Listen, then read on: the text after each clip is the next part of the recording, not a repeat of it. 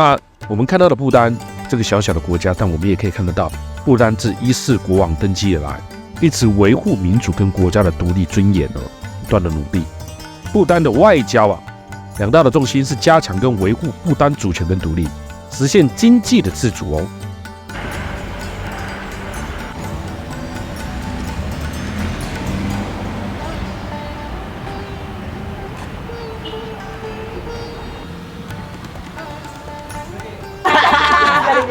This called Talemur. Yeah. And how do you play? How do you play low? Left side. Very similar. Okay. Left side. 就像撞球啊。对对对。对啊，很像撞球。It's like a pool. Pool, you know? Yeah. 出した。这是不丹的撞球。不丹的撞球桌。练习呢。Stroke，不丹 stroke。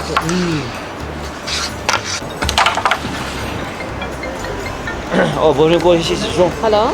我们过去。既然是落后的地方，你看还有手机 iPhone 5都可以。哇，男士会织这个小篮子哦。Handkerchief。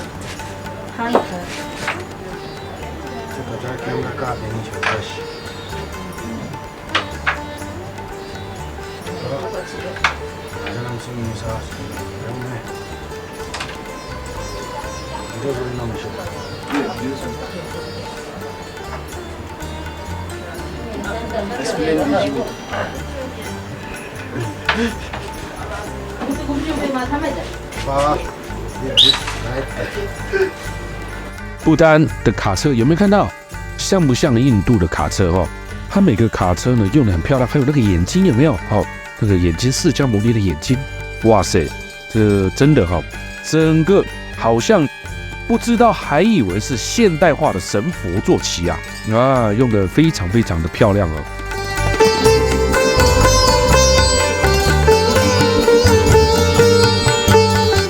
不丹目前跟印度21个国家及欧盟建立了外交关系，在纽约跟日内瓦也设有代表处，但是他们不倾向于结盟搞一些结盟的活动，因为不丹我前面也有讲，它是一个快乐的国家，它所发展的经济原则不太一样那它发展，尤其是现在的国王发展的经济贸易，但是它完全并不会把经济摆在优先地方，它以人民的快乐与宗旨摆在最主要的地方，这也就是最不一样的整个不丹的模式。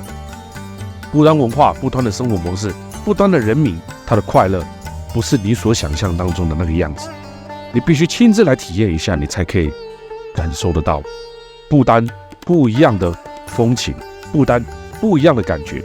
整个进来，虽然它有一点像西藏，但是呢，其实呢，它比西藏多了一份自由民主，多了一份快乐和谐。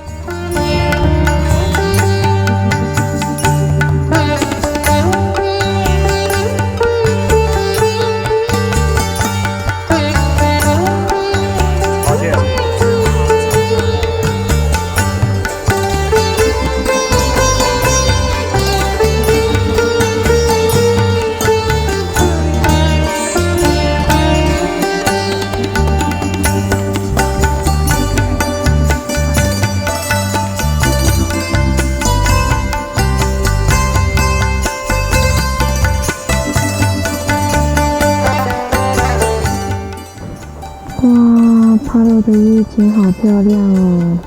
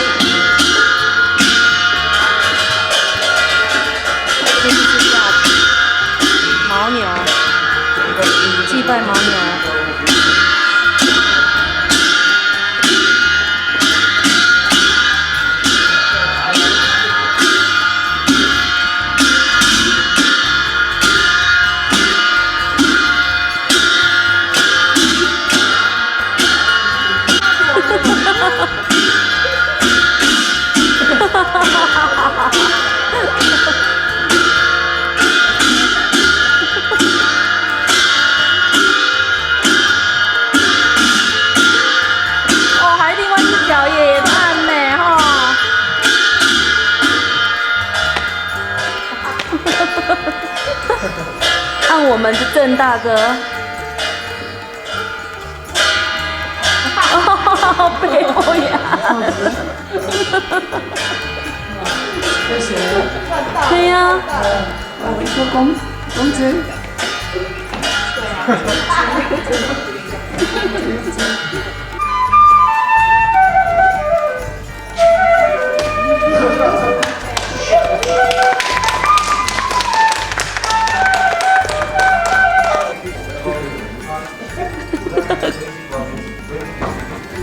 坐在他旁边。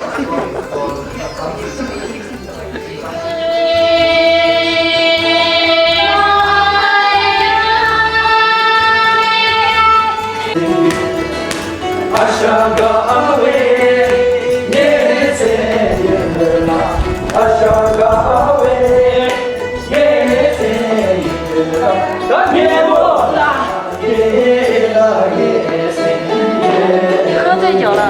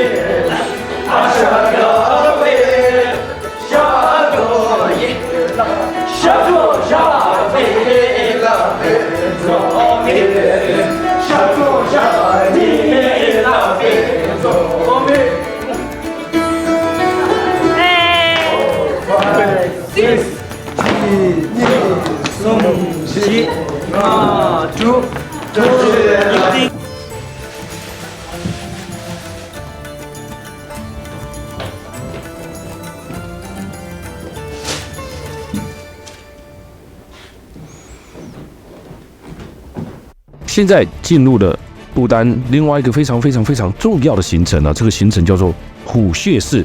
不入虎穴，焉得虎子？刚才呢哦，这个虎穴寺在不丹的很多的观光景点上面，很多的宣传影片上面都可以看得到虎穴寺。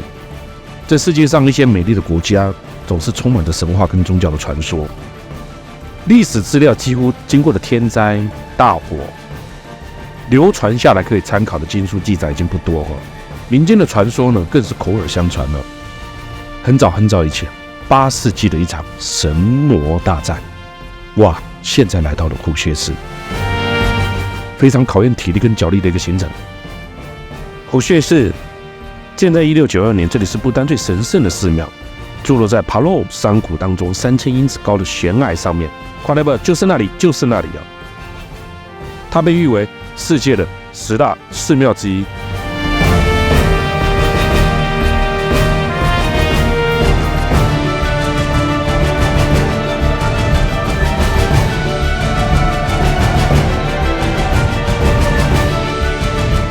我们要骑马上山呢，这种体验你有过吗？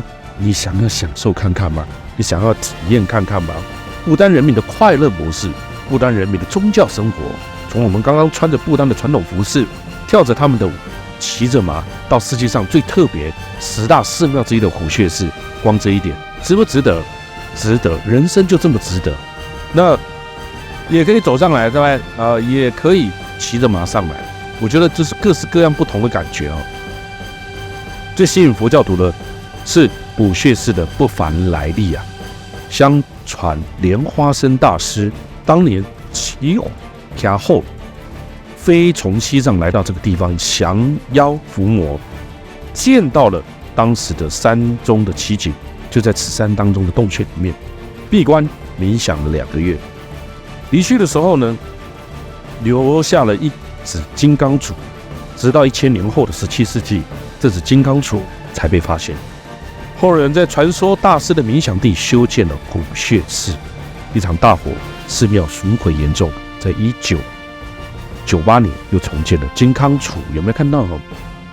登山道的入口四周都是这个林木葱郁非常好的自然生态，选择漫步而上，或者是一半骑驴、骑马、一半步行都可以。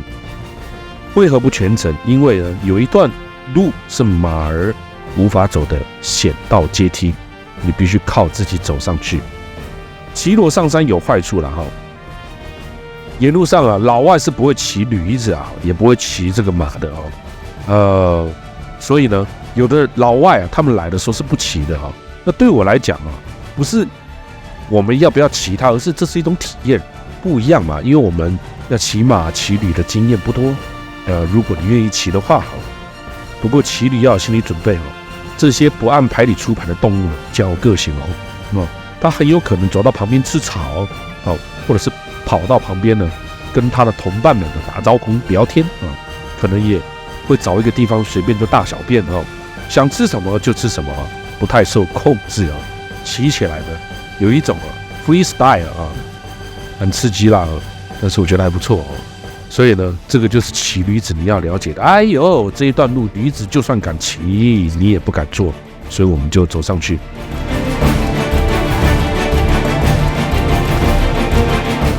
你有看到吗？沿路的风马旗，沿路的堆叠的石头，许愿的堆叠上来一个一个堆叠上来会不会累不会，怎么会累走上来了，别有一番洞天了。世界10大寺庙之一沿路的金幡、风马旗、转经筒、小贩、卖法器的、佛像的、风马旗的很多。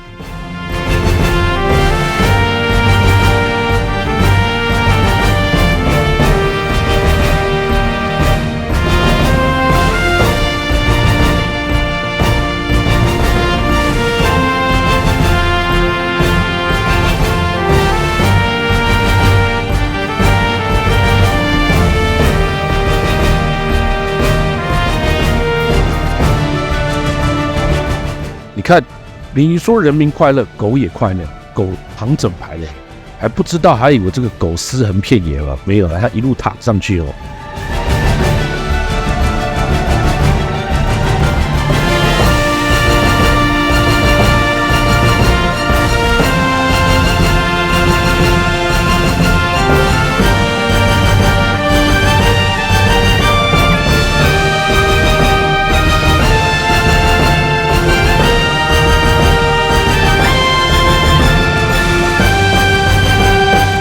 不丹的虎穴寺，虎穴寺里头可以观赏的东西其实蛮多的不过有些地方是禁止让观光客参观的有些地方呢，参观完以后呢，听说会有问题，所以他们也不开放了。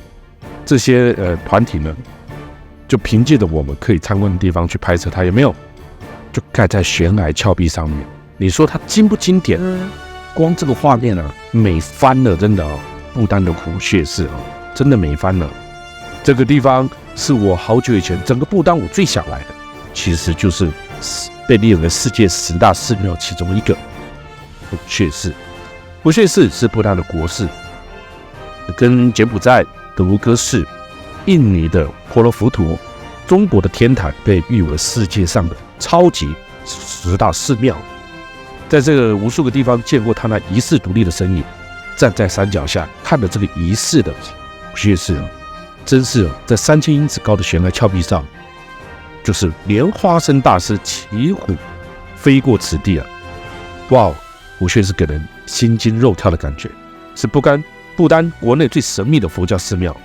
真的如果能够来这边一趟，我觉得真的是很感恩的啦，真的很感恩到了不丹，来到虎穴寺朝圣是非常重要的一个环节那也是不丹国内最神圣的佛教寺庙其中的一个，就是在3000公尺，你看一路上就是这种金幡，藏族特色非常非常的强烈，早春精灵的魔杖，这个金刚杵就现在就在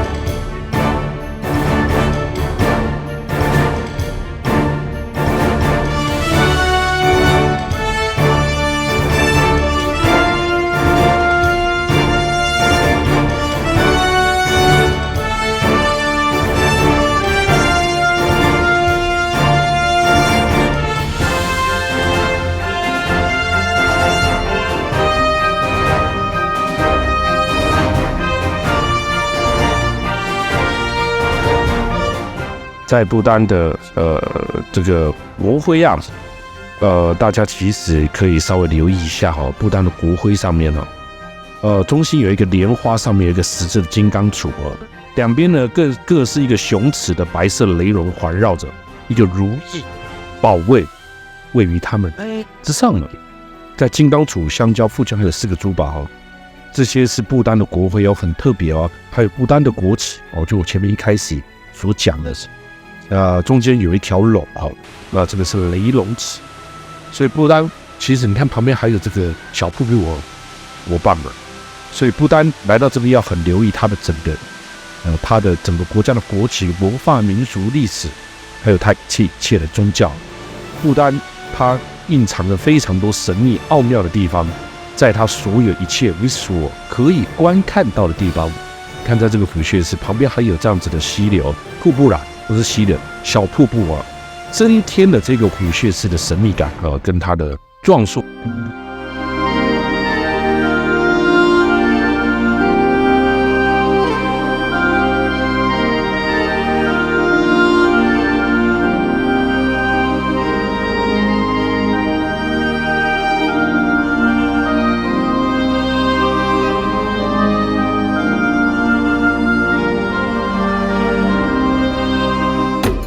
司机先生呢，在帮我们看我们大家的包，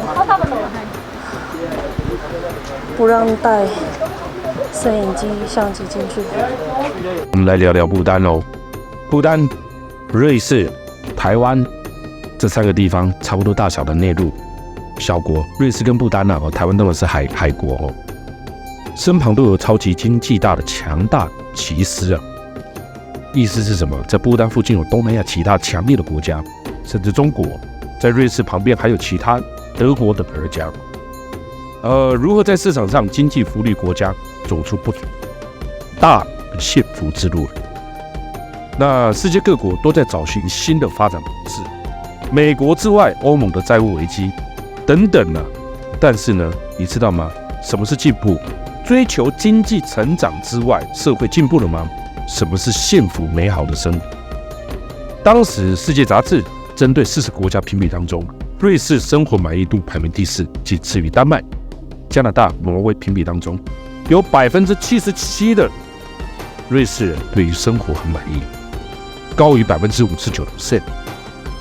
无论是竞争力幸福力瑞士的表现都非常的突出。这个不到800万人口的小国做了哪些关键的抉择呢？瑞士全球负比率第2高的国家，低税率公开吸引了全球富豪大企业进驻。瑞士的中产阶级的人口比例没有因此被挤压而缩小，维持了60%以上，打破了全球带给各国社会人性化发展皱纹。这是瑞士。而瑞士呢，他们也是开放经济他们绝对没有说中国哪里不准，没有这是国家比较笨拙的做法。瑞士是完全性的开放。那瑞士有钱吧？瑞士人民幸福吧？而另外一个亚洲的快乐典范叫做不丹。所以当时这个杂志呢，去做了全球40个国家评比的时候，这个指标出现了一个不丹人年均收入只有6万币，但是走进不丹，人民脸上单纯又神秘的笑容，不断的说着一件事情：我们很穷，但是我们很快乐。宗教封闭的社会，很多人用来解释过不丹的快乐，但不丹政府决定用了国民幸福的指标作为衡量国家发展标准，给各国政府开了一个眼光，开了一扇窗。除了追求经济的成长之外，国家在发展的抉择上面还有其他的可能性。瑞士跟不丹采取的是完全相反的公共策略。瑞士是小政府、低税率，开放外国企业人才进驻，经济开放；不丹是大政府、高税率，管制外国人与企业进入。但这2个国家却同时做了一件事情，就是都在关注人民的生活，做了相同的优先秩序的抉择，向左或者是向右，民主之间还是权贵政治，开放或者是封闭，也许都没有一定的标准答案。但是呢，不丹他最在乎的跟瑞士一样，人民的生活幸福。所以人家会说，不丹 vs 瑞士或是不丹等瑞士，两个收入完全不一样的国家，却带来一样的快乐指数，这就是最不得了的地方。瑞士 vs 不丹，但是这两个国家都跟台湾一样大。你说要有钱吗？你说不要有钱吗？钱没有它万万不能，但是有钱你真的幸福吗？有钱你真的快乐吗？你觉得呢？从瑞士到不丹的距离，从瑞士到台湾的距离好像不远，但是呢却有截然不同的生活模式。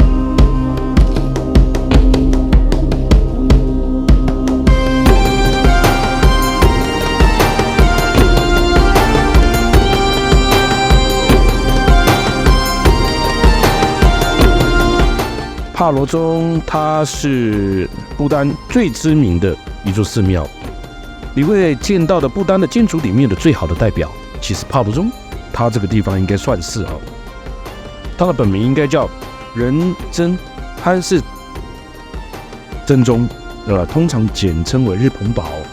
那意思上是堡垒上的珠宝堆，建在1644年，这里曾经被用作保卫帕罗河谷的堡垒。而今天的帕罗宗，当然里面也拥有非常多，就像佛教的唐卡类的东西一样。在不丹，它最特别的地方在于它很多的喇嘛寺庙、藏传佛教寺庙，其实它既具有寺庙的功能，它也具有政府的职能。这里的前身是地方政府的办公机关，包括国民议会的会议大厅，还有地方法院，都曾经在这个地方。那不丹最著名的电影《小佛佛》也有在这个地方来取景。这里仍然居住着200名以上的僧侣。这个寺院的东南角的礼堂是他们每日斋饭的地方。盛大的帕罗宗戒楚节每年春天就在这个地方来去举行，吸引了成千上万的当地居民跟游客前往这个地方。而戒楚节是什么？它是不丹最著名、最盛大的节日，在颂扬不丹佛教圣真莲花生的节日。不丹每一年规模最大的戒楚节就是每一年的春季开始。那帕罗的戒楚跟秋季的盐部的楚节合而为一，其他地方也有这个当地的戒楚节，大多是在不丹的国家当中的这个寺庙里面举行。那宗内呢，他们不叫寺庙，叫宗就是现在我们字幕上看到的帕罗宗的宗。每到的戒楚节节日举办，所有的人都像伊斯兰教的朝圣一样，哇，很多的人来，就像做礼拜一样非常非常多的人来。最期待的一天，对不丹人来讲，莫过于最后一天的赞佛仪式。有幸目睹这个盛况的人们呢，都会被认为累积无量的功德。在戒楚节上表演的舞蹈是具有喇嘛跟信徒共同完成的，这也被认为是一种冥想跟修行，是一种将自己的信仰的神佛再次体现人间的地方。那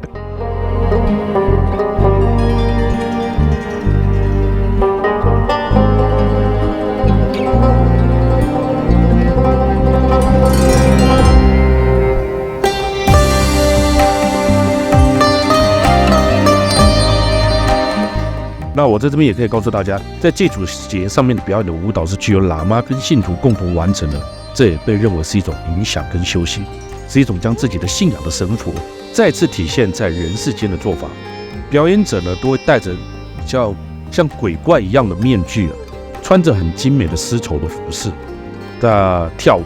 其实在很多的国家也拥有这样子的情况戴着面具跳着舞啦不丹的人民呢，都会穿上最好的服饰、最美丽的饰品来参加这个节日在这边呢，你可以观赏一些节日的表演的过程，品尝当地的酥油茶还有它当地的酒，享受最后一天的这个美食。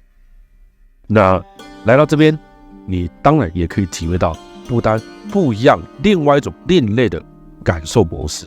现在我们来到的是帕罗宗，而在帕罗宗每一年的春季所举行的戒楚节，也是帕罗宗最重要的一个环节。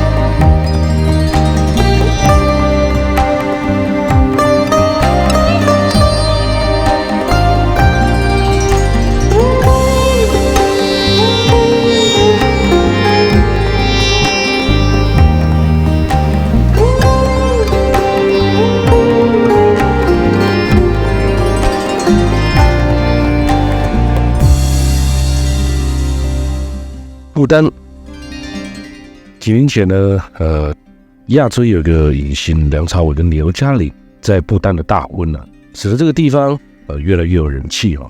一般人所熟悉的就不丹啊，然后是帕罗、田布及纳卡，但其实有更美、纯净自然、比较少人旅游的小瑞士。其实不丹真的有很多的地方还值得一游，包括不丹东部腹地的普唐，在不丹语代表的美丽的田园。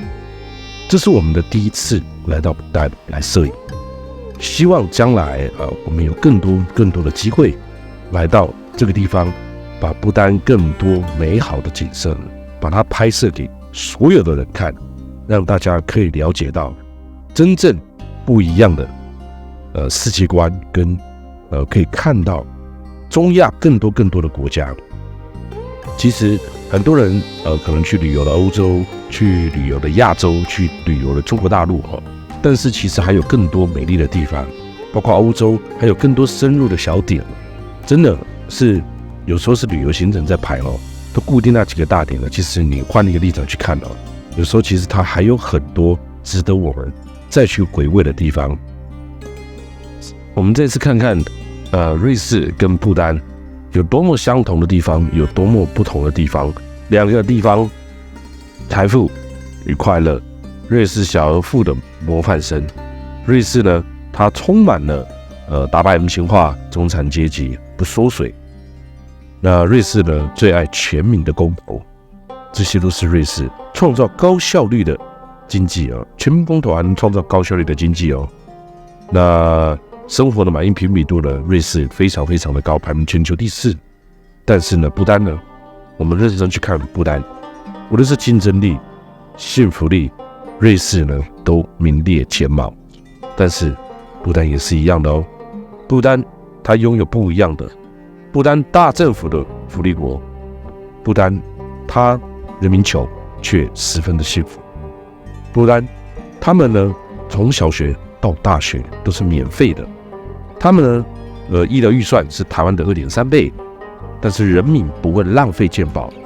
不但穷而快乐，他们不会动不动就跑去医院拿药拿回来。瑞士富而幸福，不丹呢两种不一样的贫富极端，但是都能在乱世当中稳定的发展。这两种方式呢都带给他们财富与快乐。瑞士社会稳定，税率低，企业有创新能力，但是呢不丹完全不一样，任何发展都必须有利于不丹对快乐的追求，这是很重要。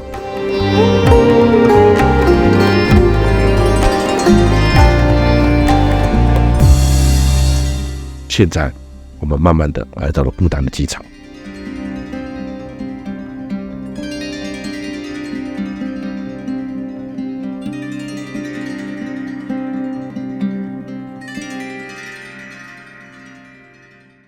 你说这两个地方，瑞士跟不丹带给你什么看法？如何走不同的幸福之路？当你在看全世界各国旅游的时候，你要怎么样看不丹这个国家？是美丽的风景吗？还是人民追求快乐的程度呢？旅游当中其实带有很多深层的意义除了美丽的风景之外，旅游包含很多，包含你出国旅游可以拉近人跟人之间彼此的距离，可以开阔你的视野。家族旅游呢，可以带动你家族之间亲密的感情结构状况都可以。那旅游也除了让你看到美丽的风景之外，是否也带给你完全不同的人文风情呢？也带给你完全截然不同的受能。任何事情都不能阻止不丹追求快乐的原动力。你有多快乐，你要有多快乐，那取决在于你自己所以我常讲有钱你快乐吗？在不丹穷，但是他却很快乐。